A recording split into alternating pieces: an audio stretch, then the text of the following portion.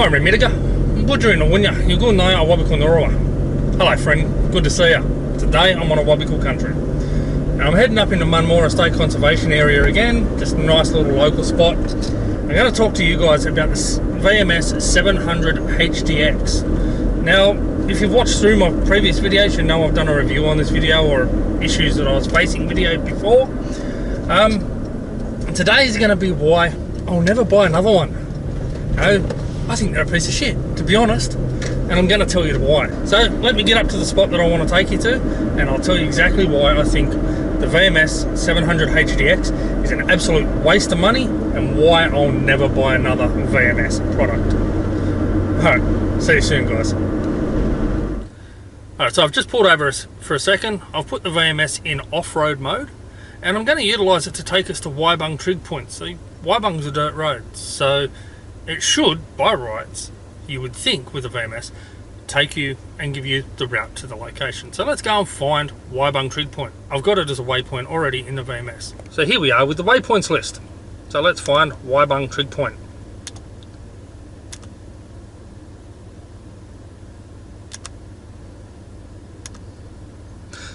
Waibung heads, that's close enough.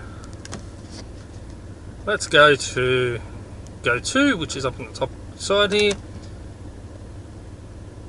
Alright, so I'm here, Waibung's over here. So rather than giving me a route, if it wants to zoom in, rather than giving me a route and telling me how to get there, it's giving me a straight line. Now, for those of you that are using the VMS to find off-road locations that you've never been to, you put them in as a waypoint or whatever, you're using the Offroad Maps to find a location, well, that straight line isn't going to tell you shit. And I've said this in the previous videos. When you look at that, it's not telling you where to turn. That's the road. It's not at all telling you where to turn. It's telling you there's a straight line to it. How is that flaming useful? That is absolutely stupid. So let's go back into on-road mode and I'll show you what it says there. VMS, find a new path. I might need to change that to get lost. Powered by TomTom. The TomTom aren't bad maps. Waiting.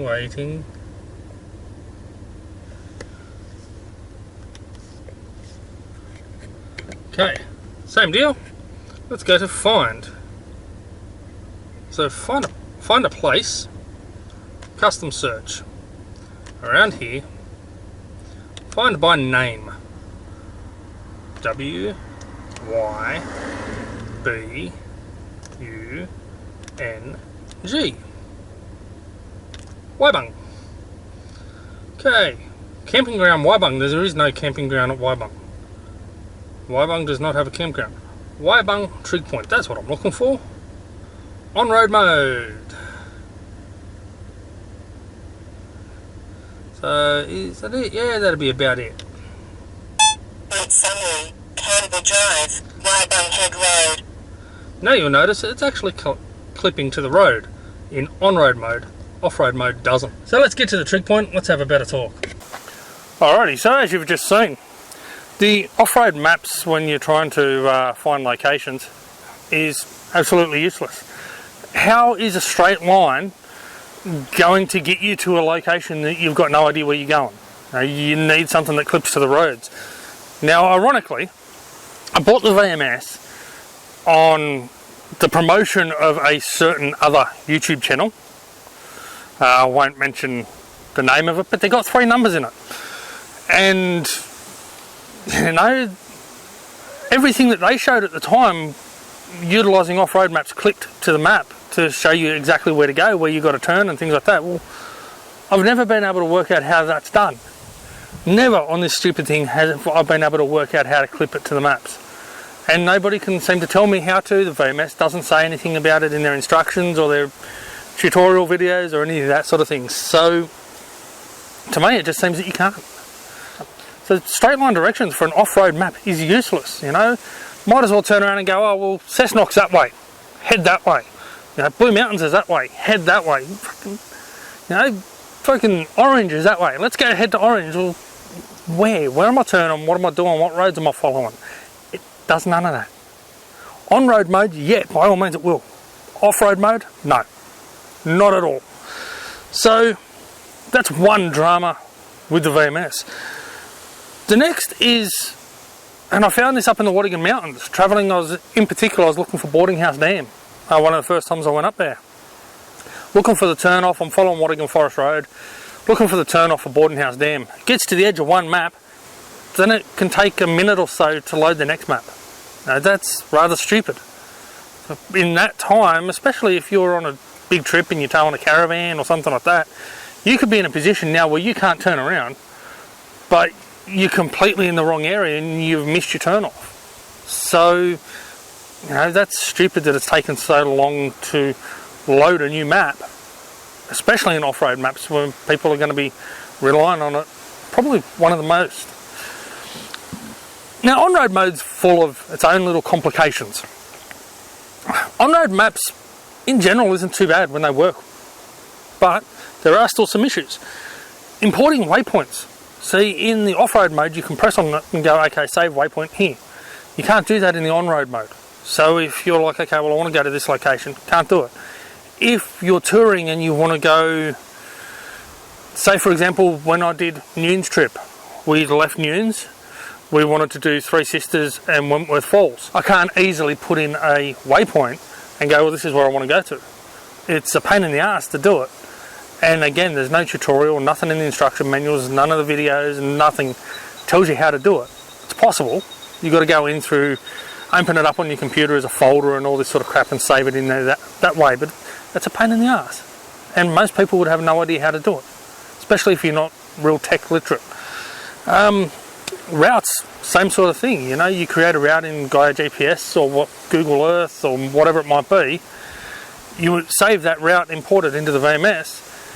Every little bend in the road, it classifies as a waypoint in that aspect. So if I'm doing the Blue Mountains and I save the route off my computer into the VMS, then that won't even get me to the end of the street because every little bend is a new waypoint and it only gives you so many waypoints. So again, that's another absolute waste when it comes to that sort of things. To do routes, you've got to go in and go, okay, well, I want to go to this road and then, this address and turn here and go here, go there. So it's a bit of a pain in the ass. We've got to manually load, manually create routes in the system to actually be able to use anything decent. You can't create it on the computer and just save it onto there. It doesn't work that way. The other aspect with waypoints is, as you saw on the off-road maps, it shows a full list of every single waypoint. So if I install a waypoint today and then in 2 years I've installed 50 others, 100 others, and I want to go to that one that I installed today, well, I've got to scroll through every other waypoint. I can't make it alphabetical, I can't search by area or anything like that in off-road mode. In on-road mode though, I did find if you create it in Google Earth, for example, you can put all your waypoints under a specific location, such as Central Coast or Blue Mountains, and then go, okay, well, these are all the waypoints in that area, or pins that I want to drop in that area. You can save the Central Coast or Blue Mountains folder, so to speak, and import that. Then when you open it up in the VMS, it will show every waypoint in that area, same deal. So you can sort it by area in that sense, which comes in handy in on-road mode. But again, it's a pain in the ass to install, and there's no information provided by VMS on how to do it. The built-in waypoints or their free camps, things like that. Well, I found this quite a while back with, for example, the Pines campground. It shows it to be 4 kilometres by road away from where it actually is. It also shows it to be down a track that's not as easy access. You wouldn't want to take a hatchback or something like that down. And, the Pines campground and all the main ones up in the Awabakal Mountains, as an example, are supposed to be 2-wheel drive accessible, but it's trying to take you down routes and tracks that are seriously 4-wheel drive only. There's actually one route that it tried to take me that I wouldn't even take this car now. It's that simple, it's taking you down some pretty serious roads. Big reason why I bought the VMS in the first place from 4-wheel drive Supercentre is because I wanted the reverse camera to come with it. I wanted to have that reverse camera.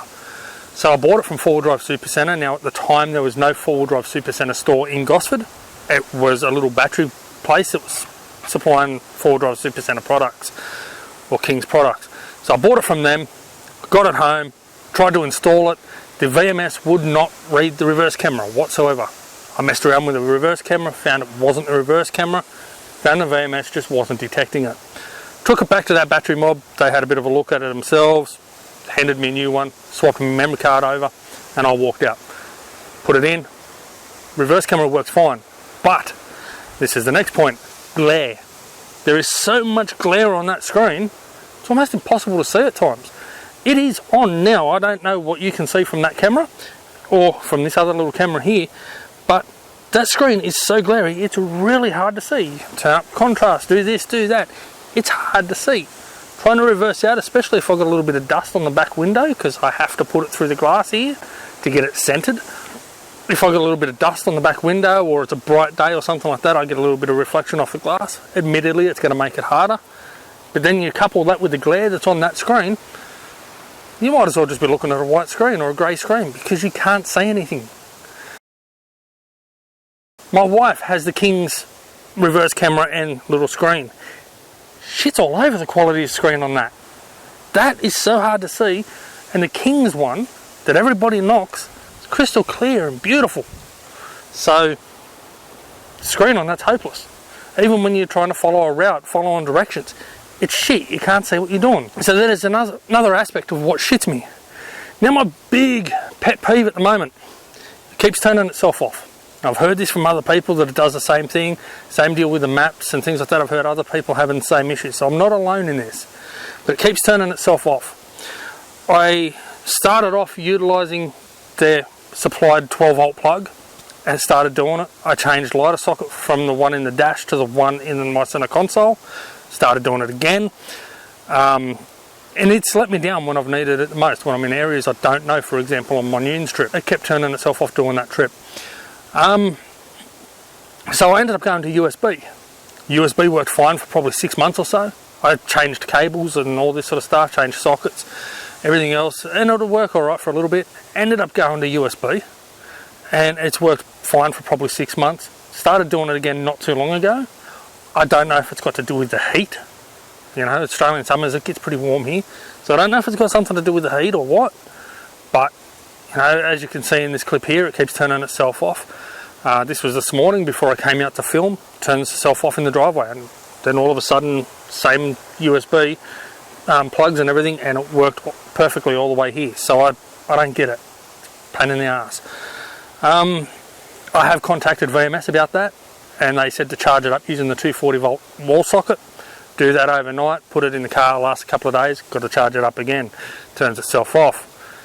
In that aspect, if you're doing a long trip and you don't have access to 240-volt or something like that, you're not always able to charge it up. That's a big aspect, and VMS just brush it off that it's because I'm using USB, not their supplied cables. Well, their supplied cables let me down in the first place. That's why I'm using USB. So, in closing, the VMS is a piece of shit. I'm never going to buy another one. Now, just hear me out here. I'm never going to buy another VMS. I'm never going to spend my money on it. But VMS, if there's anybody from VMS watching and you want to prove me wrong and prove to me that your products are so much better, I know you've got the 3DX out now. If you want to prove me wrong, send me a 3DX. I'll run it. If it does the same thing, if I find it useless on road, like some people have said, then I'm going to say it. But if you think that it's the bee's knees and everything else, and you really want to stand by your products and prove me wrong on that, and say that your new product, your 3DX is great, send me one and I'll use it. And if it is great, I will do another video and review it, and I'll let everybody know that, you know what, the 3DX shit's all over the 700 HDX. By all means, go and buy one. But as it sits now, I'm telling everyone not to buy your products, because going off what I've faced with the 700 HDX, they are an absolute piece of shit and the biggest friggin' waste of money I've ever spent on this car. So, yeah guys, that's my run through on the VMS. Waste of money. Never buying one again. Alright, I'm going to leave it at that. If you've liked this video, please leave a like. If you haven't subscribed already, please do so. It really does help the channel grow. And yeah, take care guys, peace, and as always, I'll see you on the tracks. channel. Hey, thanks for watching. If you haven't subscribed already, please click here to do so. And check out the video up here, it's actually related to this video. Cheers, and I'll see you on the tracks.